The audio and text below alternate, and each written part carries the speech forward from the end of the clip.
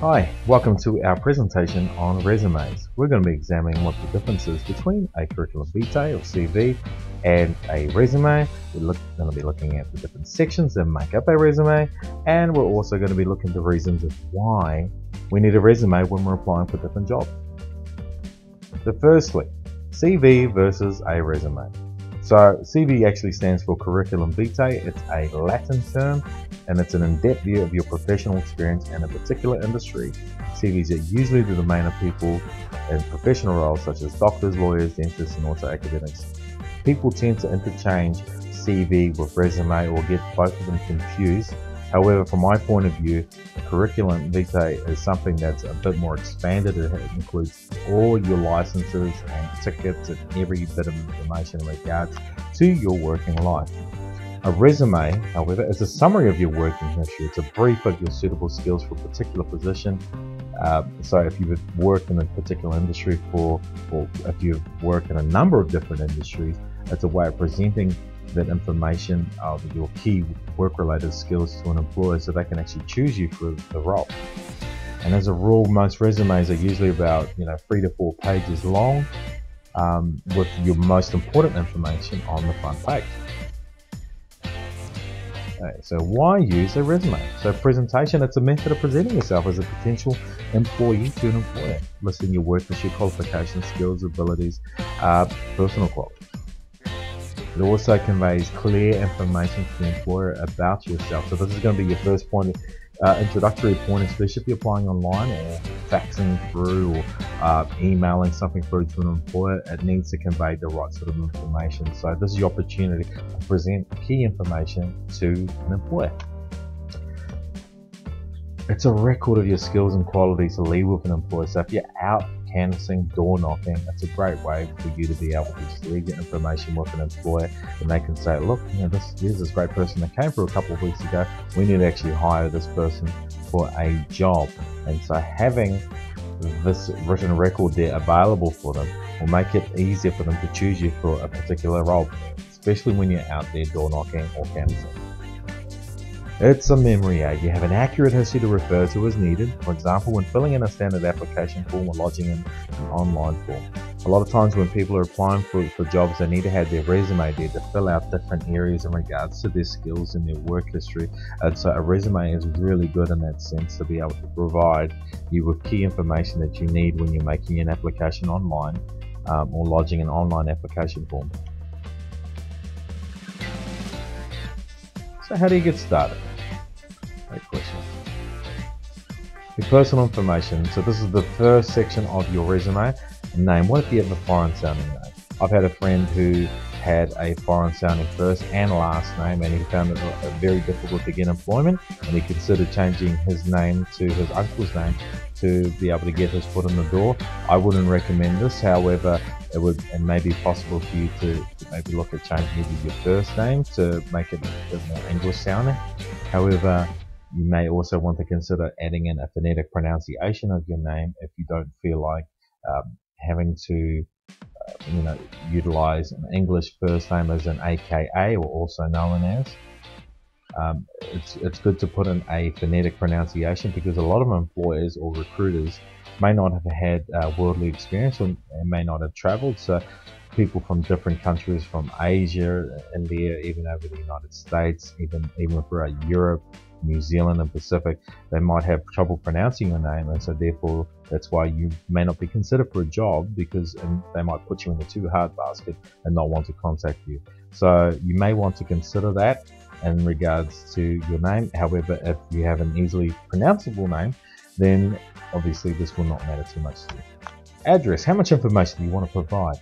So my recommendation is usually to put down your suburb, your state that you live in, whether it's New South Wales or Queensland, and your postcode. Phone number. Having a mobile and a landline number is very important. If you've only got a mobile, that's fine, but ensure that you have a message bank there, and also ensure that your message bank does have a very clear and concise message for employers to listen to. Please do not have any of your joke message banks on there, only because some employers may not appreciate those sort of things that you would have with your friends. Fair enough if you've already got a job and you've established and people know you and your character. However, but when you're going to apply for different jobs, you want to make sure that you're putting your best foot forward, and this is one of the ways that you do it is by adjusting your message bank. Okay, email, personal, professional. It's best to keep your personal email address personal and get a professional one that uses your first name or your last name, and utilize that for any sort of job applications that you may be doing.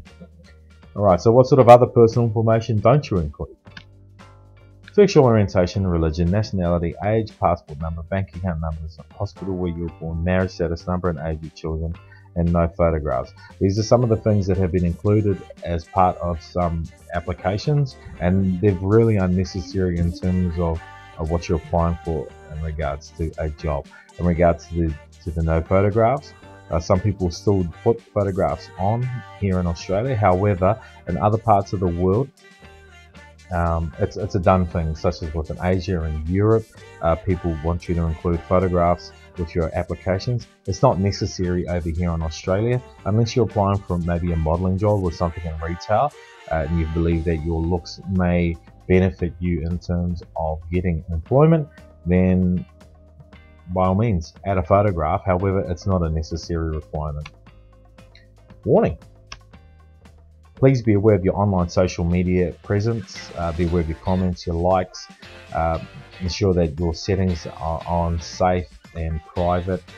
Make sure that any of the stuff that you like online isn't going to be questionable. It's not going to be held up against you, because employers are very tech savvy these days, and they will check up online, especially if you're they're from a large HR company, and they will go through and look and see what your online media presence is going to be like, or even if you've engaged in any criminal activity. Okay, resume examples. We're going to be looking at two different examples of resumes. It's for the same person, but we're going to see how we can present this information in a different way. So the first one, it's a very basic approach. It's really suitable for online applications because it has the key information. When you're applying online for online jobs, just having the keywords there for the particular position that you're applying for will usually get your resume chosen by the database and its search engine. However, the problem with a lot of these this type of resume is very limited in formatting, and it also has very little creativity and it lacks a lot of visual appeal. So if you're putting this in front of some people, they might not want to pick it up because it looks very bland.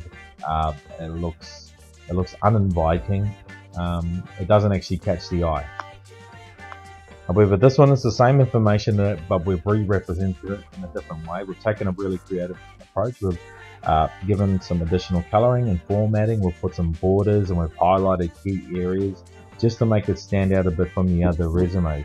We've still got the key information and skills there that were present in the first resume. However, we've decided that it's best to highlight key areas just to be able to make it stand out from other different resumes that are coming in onto somebody's desktop. We've also reorganized the information, for example, having references on the front to make it easier for an employer to be able to choose a person for this particular industry. Having worked in the construction industry, I know from the fact that a lot of employees like to know who you've worked for, if there's a common person that they can contact. So just having those details at the front, it makes it easier for them to choose you for the work you've done. You've already got the key information at the front, the key skills you've got, and also your trade certificates. It's about trying to make it easier for the other person. Considering that you've only got a short amount of time to influence them for a particular for a job, then you need to provide the most relevant information to an employer on the very first page. So what next? This brings us to the end of our first segment, but we're going to be covering the different sections and elements in the next video. So stay tuned and we'll be back very soon.